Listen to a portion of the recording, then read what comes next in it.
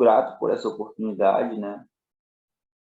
Então, capítulo 20 do livro Patriarcas e Profetas vai falar sobre a história de José. José é muito conhecido, o jovem abençoado. Ali sim é um jovem de você ter, digamos assim, inveja, né, da vida dele, da comunhão que ele tinha com Deus, né?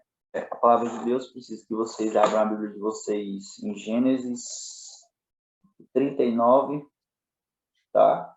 Para a gente conseguir meditar um pouco na palavra do Senhor. Assim, José, a gente dá início, ele foi um jovem, digamos assim, mimado, né, pelo seu pai, tinha o favor do pai, né, era o mais querido, digamos, se fosse no dia de hoje, falava assim, era o queridinho da mamãe.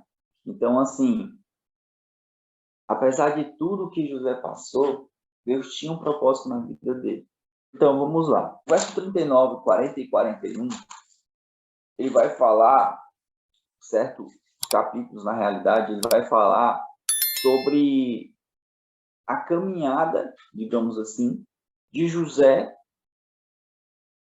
na casa de Potifar até Faraó, até quando ele interpretou os sonhos de Faraó. Estudando a palavra, em meio ao estudo também do espírito de profecia, o que a gente aprende? O que foi que eu aprendi? O que a gente pode aprender com tudo isso? Que independentemente de quantos anos se passarem, independentemente de quanto tempo se passar, independentemente das pessoas nas nossas vidas, aquilo que Deus ele promete, ele cumpre. Essa é a palavra-chave aqui desse pequeno trecho da história de José do Egito, certo? Porque quando nós paramos para refletir, antes, lá atrás, na vida de José, o Senhor Deus deu um sonho a José. E quando José, aquele jovem, feliz, muito alegre, ele foi falar para os seus pais e para os seus irmãos do seu sonho, ele foi tido como motivo de chacota. O pai perguntou se ele estava ficando louco. Você está ficando louco? Quando é que nós vamos se submeter a você? Desde quando nós vamos se curvar diante de você? Mas o jovem, ele acreditou, certo? Porque ele sabia que aquele sonho era algo da parte de Deus. E a história foi destrinchando, até o dia que seus irmãos levaram as suas ovelhas para mais à frente, para outra cidade. E o pai de José, chamando ele, falou assim, meu filho, vai ver como é que teus irmãos estão? Pega aqui, juntou lá, de comida, e mandou levar para os irmãos deles. E José foi. Apesar de tudo, era um filho obediente. Quando José chegou lá, quando ele vinha, e os seus irmãos viam ele vindo, quando viram ele de longe, começaram a planejar astuciosamente o que eles iriam fazer com José. Um deles deu a ideia até mesmo de matar José. Porém, outro irmão se levantou e falou assim, não vamos matar ele, não. Vamos só fazer aqui uma maldadezinha com ele. Que foi quando agarraram ele, arrancaram-lhe a túnica e o jogaram dentro de uma cisterna. Assim a palavra do Senhor fala. Porém, a partir do verso 39, nós lemos no versículo 1. José foi levado ao Egito e Potifar, oficial de Faraó, comandante da guarda egípcio, comprou dos ismaelitas que o tinham levado para lá. Quando José estava dentro da cisterna e os irmãos não queriam matar ele, os irmãos tentaram tirar proveito dele. E como foi que eles fizeram isso? Eles venderam José para uma caravana de escravos, para uma caravana de ismaelitas, que estavam a caminho do Egito. E quando isso aconteceu, José chegou lá no Egito, mas o espírito de profecia ele fala que enquanto José ele ia daquelas terras até o Egito, dentro daquele carro, enquanto ele se afastava daquele ambiente, José ele olhava para a sua região, para as suas terras, enquanto elas iam se dissipando do olhar dele, ele ia pensando e refletindo. O que eu fiz para os meus irmãos fazerem isso comigo? Ou seja, é interessante o quanto que a mente do ser humano é limitada aos planos de Deus. Às vezes, as adversidades, as situações acontecem na vida do ser humano e as pessoas não entendem, eu não entendo. Ah, Senhor, por que eu estou passando isso? A primeira coisa que as pessoas fazem é chegar para Deus e encher Deus de interrogações. Ah, Senhor, por que eu estou passando isso?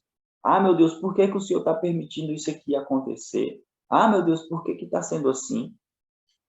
José, porém, ele não reclamou, ele não murmurou, ele ia dentro do carro, mas o Espírito de Profecia fala que enquanto ele ia dentro do carro, ele ia amadurecendo para a sua vida, para os propósitos que Deus tinha na vida dele. Então, José, quando chegou à casa de Potifar, no verso 2, a palavra de Deus diz assim: o Senhor era com José, que veio a ser homem próspero. Vendo Potifar que o Senhor era com ele, e que tudo o que ele fazia, o Senhor prosperava. Então, entenda, José, mesmo tendo passado por esses momentos de aflição, né, tendo sido vendido pelos seus irmãos, estando numa terra estrangeira, onde a idolatria reinava, onde existia um politeísmo, a adoração de vários deuses naquela região, naquele país, digamos assim.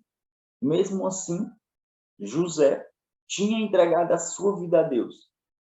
Ele tinha se entregado a Deus de uma forma que ele confiava naquilo que Deus iria fazer na vida dele. Como nós acabamos de ver o vídeo, ele confiava nos cuidados de Deus. Ele sabia que o Deus de Israel era fiel para cuidar da vida dele. No verso 6 diz assim: Potifar, tudo o que tinha, confiou às mãos de José, de maneira que, tendo-o por mordomo, de nada sabia, além do pão com que se alimentava. Então, olha só, Potifar comprou José, certo? Viu que José era um menino de Deus, era um jovem que tinha a vida entregue a Deus, era um jovem sábio, prudente, reto, justo. E aí, sabe o que foi que o Potifar fez? Entregou tudo nas mãos de José. José, mesmo sendo escravo, mas dentro daquela casa, ele já tinha a liberdade para administrar tudo o que havia dentro daquela casa. Então, Potifar olhou e falou assim: cara, cuida das minhas coisas, porque eu sei que Deus é contigo. A Bíblia relata que Potifar via que o Senhor era com José. E Potifar foi lá e entregou tudo da sua casa a José. Tanto é que a Bíblia fala que a única coisa que Potifar se preocupava era com o pão que ele comia. Ou seja, era com que ele se alimentava. Então, o espírito de profecia diz assim na página 124: o dinamismo, prontidão, zelo e energia de José eram coroados pela bênção divina. Mesmo seu senhor idólatra aceitava isso como um segredo de sua prosperidade. Deus era glorificado pela fidelidade de seu servo. Era seu objetivo que o crente em Deus aparecesse em marcante contraste com os adoradores de ídolos. Assim, a luz da graça celestial resplandeceria em meio às trevas do paganismo. Olha só, gente, olha o que o Espírito de Profecia fala. Que José, ele era uma luz em meio àquele mundo de paganismo, em meio àquele mundo de idolatria. José, ele era como uma faísca, como uma centelha da glória do Senhor, como uma centelha da fidelidade de Deus.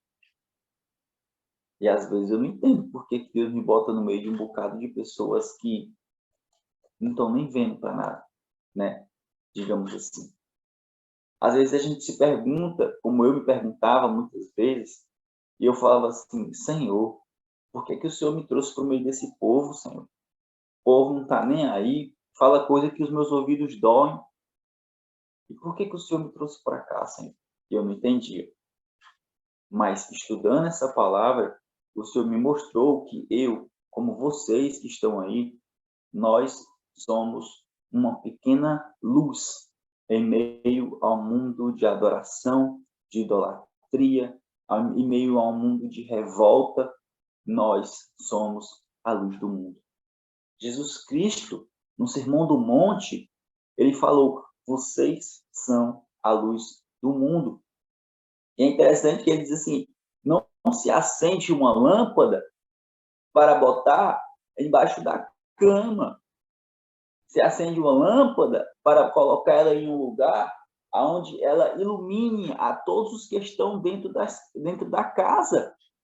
Depois ele diz assim: pode-se construir uma casa em cima do monte e escondê-la? Não. Ou seja, Jesus Cristo estava falando: nós somos referência. Às vezes nós somos perseguidos, às vezes nós somos criticados, caluniados, injustiçados. Mas amém, glória a Deus, porque nós vamos ver também na vida de José que ele foi injustiçado, que ele foi perseguido, mas veremos também que ele continuou sendo fiel a Deus. No verso 9, para a gente continuar, a palavra diz assim, ó: ele não é maior do que eu nesta casa, e nenhuma coisa me vedou, senão a ti, porque és mulher. Como, pois, cometeria eu tamanha maldade e pecaria contra Deus? Olha só o que já está acontecendo aqui. Depois da chegada de José na casa de Potifar, a Bíblia fala que José, ele era um jovem bonito aos olhos. Ele era um jovem que tinha estatura, né?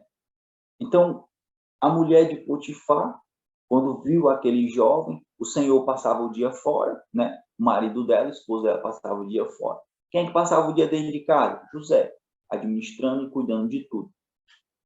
Então, o que foi que ela fez? O que foi que ela tramou? Ela começou a induzir José ao adultério. E é interessante que José, mesmo em meio àquela situação de administrador, braço direito de Potifar, mesmo assim, ele continuava sofrendo tentações e perseguições. Então, entre o período da promessa de Deus e do cumprimento da promessa, existe um espaço chamado processo. E muitas das vezes as pessoas querem sair daqui, né, da promessa, do cumprimento, sem passar pelo processo, que é esse meio de ligação que está aqui no meio. Mas isso não existe. Porque é em meio ao processo que o Senhor, ele lapida o seu servo, que o Senhor, ele lapida aquela pessoa que ele escolheu para aquele chamado, para aquele propósito. Então, esse foi um dos primeiros sinais da lapidação de Deus na vida de José. Porque quando Deus, ele quer te entregar algo grande, ou quando Deus, ele quer te entregar a tua bênção, querendo ou não, em meio ao processo, nós temos que ser fiéis a Deus. Porque para a gente alcançar a bênção, é no meio do processo que o Senhor nos capacita. Mas muitas vezes o irmão, a irmã começa a reclamar. E, cara, eu fico imaginando o tanto que isso entristece a Deus. Deus está te preparando para te entregar algo tremendo, mas o ser humano, por imediatismo, por imediatista que ele começa a reclamar e murmurar, dizendo que está demorando. Senhor, não está acontecendo. Senhor, faz isso acontecer na minha vida. Mas temos que entender hoje que enquanto nós vivermos o processo, o tempo, ele é de Deus.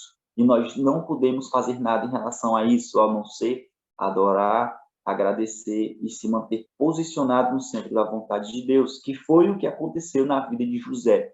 Ele teve um posicionamento. Tanto é que ele fala assim, no final do verso 9, do capítulo 30 e 39, ele fala assim: como, pois, cometeria eu tamanha maldade e pecaria contra Deus? José, ele guardava no coração dele os mandamentos do Senhor. Ele tinha as palavras do Senhor na vida dele. Tanto é que ele diz: como é que eu vou cometer tamanha maldade contra o meu Senhor? Isso era José falando para a mulher de Potifar. E ele diz, eu não posso pecar contra meu Deus. Então, o espírito de profecia, ele fala assim, ó, na página 125. O primeiro pensamento de José foi em Deus. Como poderia eu, então, cometer algo tão terrível e pecar contra Deus? Essa foi a pergunta de José à mulher de Potifar. Olha o que o espírito de profecia diz. Os jovens devem sempre se lembrar de que, onde quer que estejam, o que quer que façam, sempre se encontrarão na presença de Deus. Nada em nossa conduta deixa de ser observado por Ele. Não podemos ocultar nossos caminhos do Altíssimo. Para cada ação, há uma testemunha invisível. Cada ato, cada palavra, cada pensamento é tão claramente observado como se houvesse apenas uma pessoa no mundo.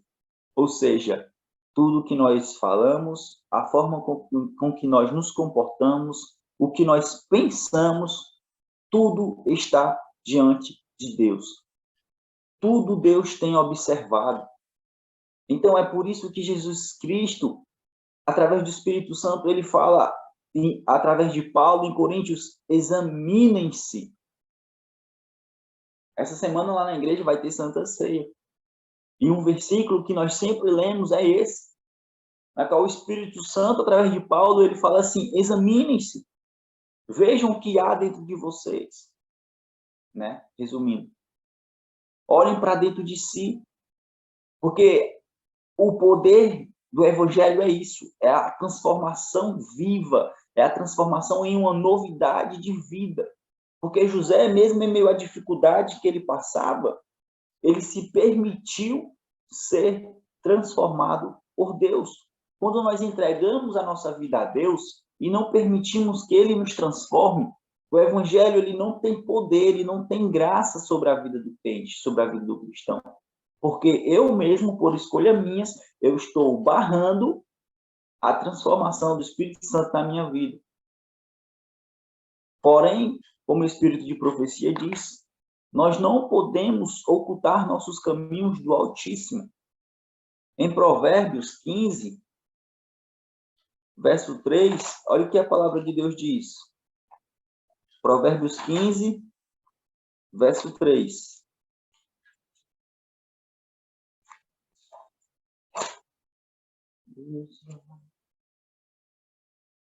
Provérbios 15, verso 3. Olha o que a palavra de Deus diz. Os olhos do Senhor estão em todo lugar, contemplando os maus e os bons. Que maravilhoso! Saber que um Deus tão poderoso, onisciente e onipotente e onipresente, lá do céu, do seu trono de glória, se preocupa com nós. Observa as nossas vidas. Em 1 Coríntios, capítulo 4, verso 9, 1 Coríntios 4, verso 9, 1 Coríntios 4, versículo 9, olha o que o apóstolo Paulo fala para a gente, olha a observação que ele nos dá. Porque a mim, me parece que Deus nos pôs a nós, os apóstolos, em último lugar, como se fôssemos condenados à morte. Olha a segunda parte do verso. Porque nos tornamos espetáculo ao mundo, tanto a anjos como a homens. Quando o apóstolo Paulo ele fala sobre espetáculo, é a mesma coisa como se ele estivesse querendo dizer que nós somos observados, que nós somos assistidos, tanto por anjos como por homens. Então, nós sabemos que diariamente, incessantemente, há um anjo de Deus escrevendo sobre as nossas vidas, sobre o que nós fazemos, sobre o que nós falamos, sobre a forma com que nós conduzimos cada situação, cada adversidade. Então, é por isso que a sala de oração, que a oração de madrugada, ela é importante. Porque é neste momento, nas primeiras horas da manhã, que nós entregamos nossa vida a Deus e falamos assim, Senhor, me governa. Toma aqui, Senhor Jesus, a condução da minha vida. Eu sou teu filho, o Senhor me salvou. Cuida de mim hoje, porque o dia que nós temos é hoje. Nem temos o amanhã, porque só pertence a Deus, e o ontem já passou. O que nós temos é o tempo presente, é o hoje, é o agora. E é só aqui, nesse pequeno espaço de tempo, de 24 horas, onde nós podemos entregar a Deus a nossa vida. Amém? E era isso que José fazia. Olha só o que o Espírito de Profecia continua dizendo. Cada ato, cada palavra, cada pensamento é tão claramente observado como se houvesse apenas uma pessoa no mundo. Não existe apenas uma pessoa no mundo. Existem mais de 7 bilhões de pessoas no mundo. Mas para Deus, eu e você somos um. Somos só um. Porque cada um de nós somos assistidos individualmente pelos olhos de Deus. Amém? Vamos voltar para o capítulo de Gênesis, certo? E agora nós já se deparamos com outra situação na vida de José. Então já entendemos que José ele foi tentado, certo? Resistiu à tentação, a mulher segurou a sua túnica, nós conhecemos a história, e o que aconteceu? Ele foi lançado na prisão. Como o tempo começou a ser meu inimigo, eu vou começar a lutar contra ele. Então José já se encontrava na prisão. Entenda, já estamos em outro ambiente. Olha o que o Espírito de Profecia diz. Deus estava preparando na escola da aflição para um propósito maior. E ele não recusou receber a disciplina necessária. Se lembra daquela palavra em Hebreus 12? Acho que é Hebreus 12, 6, que diz assim, Deus só disciplina ao filho que ama. Ou seja, na escola da aflição, Deus estava preparando José para um propósito muito maior, além do que ele imaginava.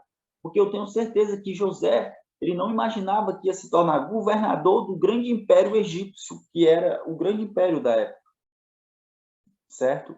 Então, olha o que aconteceu. José estava lá na prisão, certo? Se compadeceu de 2 homens, porque a Bíblia diz, no versículo 7 do capítulo 40, que José, ele se preocupava com as pessoas que estavam lá dentro do cárcere, dentro da prisão. Tanto é que ele pergunta assim para os oficiais de Faraó, por que tendes hoje triste o semblante? Ou seja, por que vocês estão tristes hoje? Então, José ele observava cada um que estava ali dentro. Ele tinha comprometimento com o que ele fazia. Ele era comprometido. E aqui, mais uma qualidade de José. Ele era comprometido com as coisas que lhe eram entregues. Certo? Então, ele se preocupou com aqueles homens, ajudou aqueles homens. Mas, infelizmente, aqueles homens esqueceram da ajuda que José deu a ele. Ou seja, nós temos que fazer as coisas para as pessoas sem esperar nada em troca, de forma instantânea. Porque o que José queria era que os homens ajudassem ele de forma instantânea. Ei, lembra-te de mim quando tu estiver na presença de Faraó, que eu estou aqui dentro injustamente. Ou seja, José ele tinha sido injustiçado pela mulher de Potifar. Mas o Espírito de Profecia diz que Potifar, por conhecer a conduta de José, ele não acreditava que José teria sido capaz de fazer aquilo. Potifar, se ele quisesse, ele poderia sim ter mandado matar José. Mas como ele sabia que José ele era inocente, mandou apenas prender. E foi no cárcere que foi a escola de José. Certo? Então, José foi e interpretou o sonho daqueles homens. E após somente 2 anos, o copeiro-chefe se lembrou de José. Mas se lembrou de José quando? Quando foi o momento certo. E qual era o momento certo, irmão Ariel?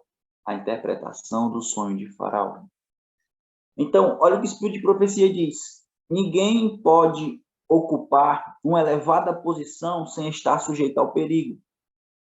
Assim também, aqueles que mantiveram sua integridade na vida humilde, que levavam, podem ser arrastados pelas tentações que parecem com êxito e as honras mundanas. Olha o que fala sobre o caráter de José. O caráter de José resistiu da mesma forma, tanto à prova da adversidade como da prosperidade. Entendem? Deus ele tinha sim um propósito na vida de José, que era ser governador de uma grande nação, era cuidar daquela nação para que a nação não padecesse fome, para cuidar do mundo naquela época, para que não padecesse fome. o caráter de José era íntegro. Ele era um homem íntegro, ele não se submetia àquela prosperidade, a uma reverência a um falso Deus. Quanto mais ele crescia na vida, mais ele se diminuía diante de Deus. Ou seja, o que que a gente pode aprender? Quanto mais a gente recebe as honras dos homens, mais a gente tem que se submeter a Deus, porque o nosso caráter, ele é mau, nosso coração, ele é enganoso, a palavra de Deus fala. Então, quanto mais honra nós merecemos, quanto mais honras nós ganhamos, mais e mais nós temos que se submeter a Deus, em espírito de oração e de humildade, porque senão o nosso ego, o nosso orgulho, ele aflora e a gente começa a levantar o nariz e esquecer que é Deus quem conduz a nossa vida. Porque foi isso que aconteceu de diferente na vida de José. Ele não se submetia às honras dos homens, ele se submetia ao poder de Deus, à vontade de Deus na vida dele. Por isso que ele se tornou um homem íntegro e uma história muito conhecida na Bíblia de um jovem íntegro e muito importante para a palavra de Deus. Para a gente encerrar, olha o que o Espírito de Profecia fala. As circunstâncias variadas de encontrarmos dia a dia são distintas a provar nossa fidelidade e a nos qualificar para maiores responsabilidades. Ou seja, Ellen White, ela falou que as adversidades que acontecem no nosso dia a dia, as adversidades que acontecem na nossa vida, de várias formas diferentes, elas são, digamos assim, instrumentos para provar a nossa fidelidade. E que quando nós somos aprovados por Deus, Deus nos coloca em responsabilidades maiores. Você já parou para prestar atenção, às vezes, o peso que é você carregar a sua família na vida espiritual, você carregar várias pessoas numa vida espiritual? Você já pararam para prestar atenção nisso, no peso que é, a responsabilidade que é, às vezes, dirigir uma igreja, dirigir um ministério, dirigir um PG? Então, imagina o peso da responsabilidade que era para José dirigir uma nação, um império, né? Então, é por isso que nós temos que pegar este exemplo de José e tentar implantar ele nos nossos corações de humildade, de submissão, certo? E eu queria fazer aqui um pequeno apelo, que está lá em Mateus 6:33. Queria que quem puder leia comigo para a gente encerrar. Mateus 6:33. Verso esse é muito conhecido, né? Mas é sempre bom a gente estar relembrando e dar importância ao que é importância, dar importância ao que é prioridade nas nossas vidas. Porque Deus, ele foi prioridade na vida de José. Porque José só conseguiu vencer, só conseguiu alcançar tudo que Deus tinha para ele, porque Deus, ele foi prioridade na vida de José. E olha o que a palavra de Deus fala em Mateus, capítulo 6, verso 33. Buscai, pois, em primeiro lugar o seu reino e a sua justiça, e todas estas coisas lhe serão acrescentadas. Então, o que é que tem te afligido? O que é que você está querendo tanto alcançar de Deus, alcançar o favor de Deus que está te afligindo, às vezes está te entristecendo no decorrer do teu dia? Mas olha o que o Senhor Jesus diz para você. Busque primeiro o meu reino, busque primeiro a minha presença, busque primeiro a face do meu Pai. Porque as bênçãos terrenas virão como consequência da nossa busca incessante a Deus. Nunca se esqueça disso. Tire o foco das bênçãos e coloque o seu foco em Jesus Cristo. Porque quando o nosso foco está em Jesus Cristo, as bênçãos terrenas, as bênçãos materiais, as bênçãos financeiras, digamos assim, que os cristãos tanto esperam, tanto querem, anseiam por isso, elas se tornam consequência, certo? Então, Deus oferece as oportunidades. O êxito depende do uso que fazemos delas. Ou seja, o sucesso da sua vida vai depender da forma que você está aproveitando as oportunidades que Deus está lhe dando. Então, eu quero deixar essa reflexão para você, para a gente encerrar. Como é que você está aproveitando as oportunidades que Deus está lhe dando? Você está colocando Deus em primeiro lugar? Tá? Está fazendo tudo direitinho? Amém. Pois espere que no tempo certo, assim como foi na vida de José, Deus ele também vai honrar a minha e a sua vida. Amém? Vamos orar. Soberano Deus e eterno Pai, Senhor. Aqui estou, Senhor, mais uma vez, cumprindo, Senhor, a tua vontade, Pai. Não só para a minha vida, mas para a vida de todos os que me escutaram hoje, Pai. Senhor Jesus, eu não sei o que eles estão passando. Às vezes eles têm uma angústia que não contam para ninguém, mas o Senhor sabe, Senhor. O Senhor sabe, o Senhor conhece cada coração, meu Pai. Então, Senhor Jesus Cristo, nesta manhã, neste novo dia, Senhor, eu quero entregar a vida de cada um deles a Ti, meu Pai.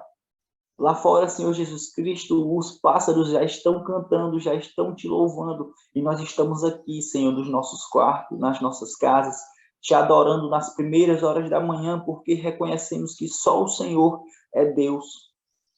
Pai amado, toma as nossas vidas nas Tuas mãos, nos conduz, nos direciona, nos faz enxergar, Senhor Jesus Cristo, que nós temos que Te colocar em primeiro lugar na nossa vida sempre, Pai. Quer seja na vida pessoal, na vida profissional, na vida conjugal. O Senhor tem que ser a primazia nas nossas vidas, meu Pai. Senhor, meu Deus, que o Senhor nos abençoe com Teu Espírito Santo, Pai. Que o Senhor, meu Deus, nos dê mais fervor em Te buscar, em orar, em ler a Tua palavra, Senhor Jesus Cristo, para que a gente esteja sempre focado no Senhor e no Seu reino.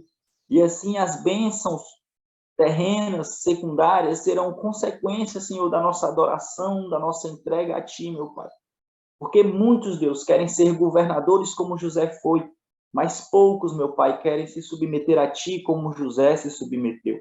José resistiu às tentações, ele foi fiel, foi prudente, ele foi um homem íntegro, meu Pai. Ou seja, ele não se submetia às tentações que vinham a ele mesmo, mas ele se submetia a Ti, Senhor, em espírito de adoração e de humildade, pedindo socorro, Pai. Então, meu Deus, nos ajuda hoje, Pai, com as tentações que vão vir sobre as nossas vidas. Que o Senhor nos dê um espírito de sabedoria, de discernimento, de vigilância, meu Pai, para que a gente possa, meu Deus, lutar junto do Senhor, Pai, contra as armadilhas do inimigo. Que o Senhor nos conduza, meu Pai, em nome de Jesus. Entregamos o nosso dia, as nossas vidas, as nossas famílias, os nossos trabalhos. Amém.